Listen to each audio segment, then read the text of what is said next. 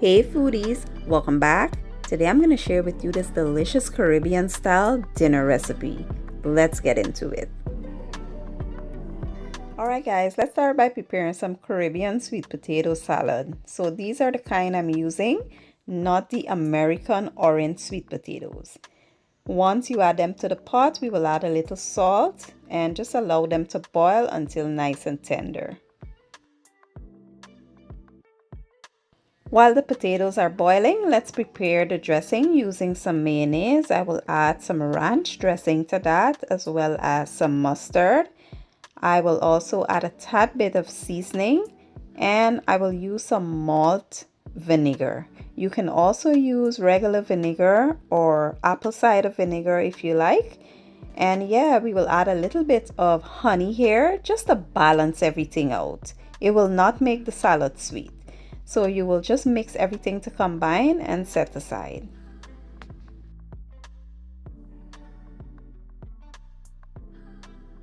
Once the potatoes are tender, you want to let them cool a bit, and then in goes some bell peppers, mixed vegetables, and fresh green onions.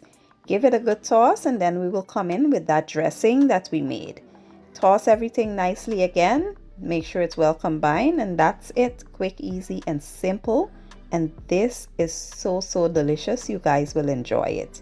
Now let's move on to the next step. We will make another side.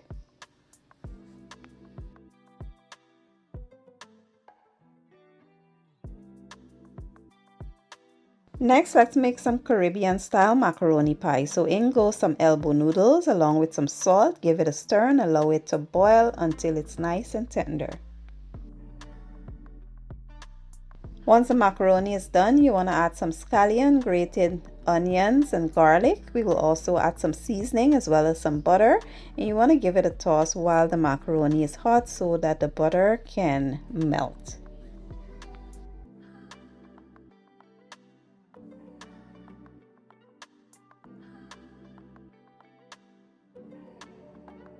Next up, we'll add just a little bit of mustard and then we'll come in with our cheese. Today I'm using extra sharp cheddar and Colby Jack cheese. We will also add our evaporated milk, and I did mix in an egg and 1 tablespoon of sweetened condensed milk. Now a lot of times when you're using these salty cheese, it can be a bit overwhelming. So adding a little bit of sweetness just balance everything out nicely. It doesn't make it sweet.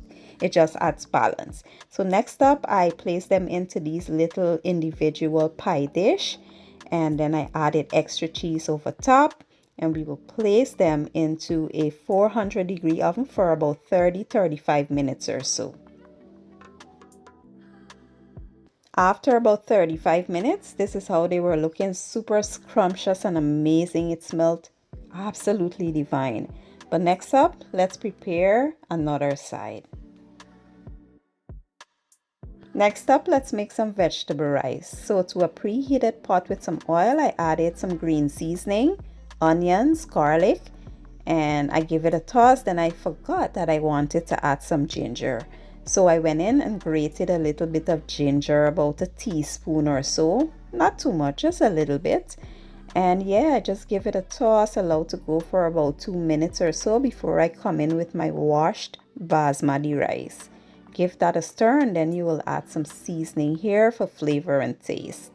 Once that is added, you want to allow this to go for about 3 to 4 minutes or so. Allow the rice to fry a little before we come in with the liquid. Next, I'm using some vegetable broth, but you can also use chicken broth or whatever broth you have on hand. You could also use water here as well, but make sure you season to suit your own liking.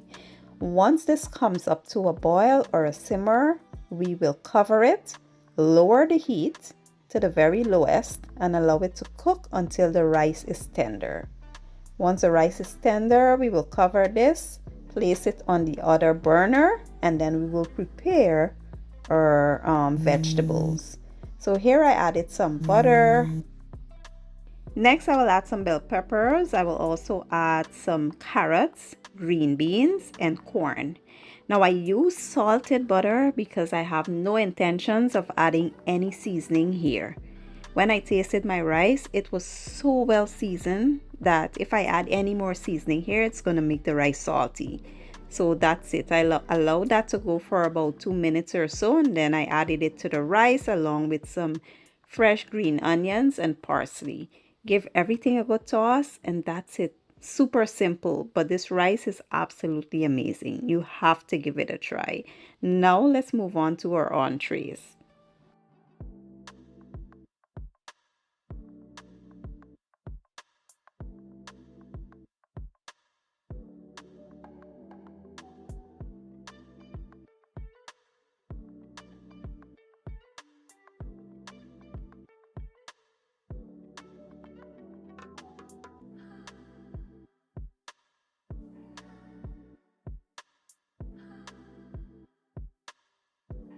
Somebody asked for fish and cheese sauce, so that's what we'll be making today. I have some haddock wild caught fish as well as sea bass.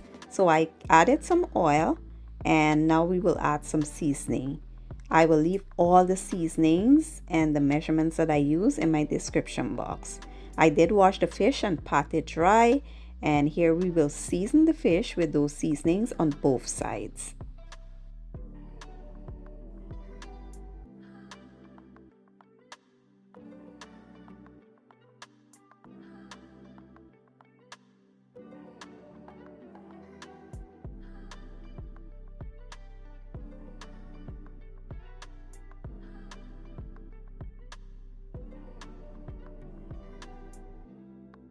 Once the fish is well seasoned, we'll go over the top with some tomatoes and some onions.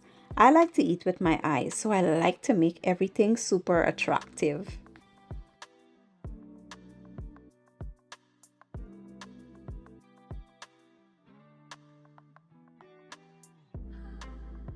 Now let's make the cheese sauce. To a skillet, I add a little oil and some butter, and then we will go in with some minced garlic. Give that a stir and allow it to go for about a minute or two. Then we will add a little flour. Give that a stir and allow that to go for a minute, and then we will come in with some white wine. Today I'm using Chardonnay, but feel free to use any white wine of your choice. Just make sure it's not cooking wine. You want to use a wine that you would actually drink.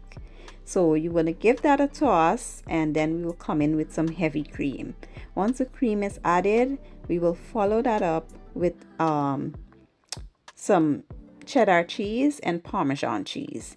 And because cheddar and Parmesan are salty, I will only add a pinch of Old Bay seasoning just for the flavor.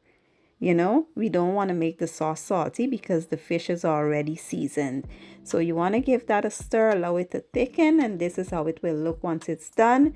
You want to go over the fish with that sauce, and at this point you should have your oven preheated to 425 degrees Fahrenheit. We will place this in the oven for about 25 minutes to 30 minutes or so. And this is how they were looking after about 30 minutes. Absolutely scrumptious. Now the fish will produce a lot of moisture, so don't be alarmed if you see a lot of like moisture and water in there. So now we will prepare our chicken. So here I have a whole chicken. I went ahead and cut the backbone out and washed it up real well. I have some fresh green seasoning. If you don't have green seasoning available, you can just add a little bit of onion powder and garlic powder to these seasonings I have here. I have some chicken bouillon, sazon, paprika, black pepper, rotisserie chicken seasoning, seasoned salt, and some brown sugar. I will add that green seasoning to the powdered seasonings, and then I will come in with some oil just for moisture and make it into a paste-like consistency. And then we will mix it all real well, and this is what we will use to marinate that chicken.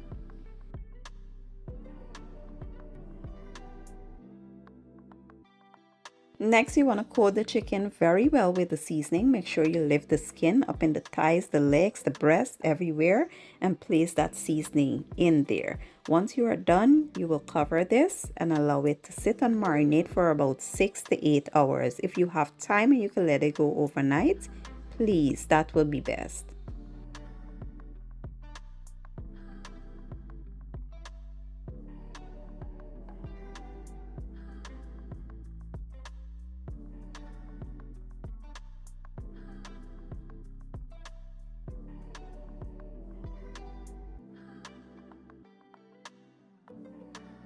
After 6 hours, you want to place it into your favorite baking dish with the juices, and then we'll place it in a 400-degree oven for about 1 hour and 10 minutes. This is how it will look once it is done. Now we can plate everything up and enjoy.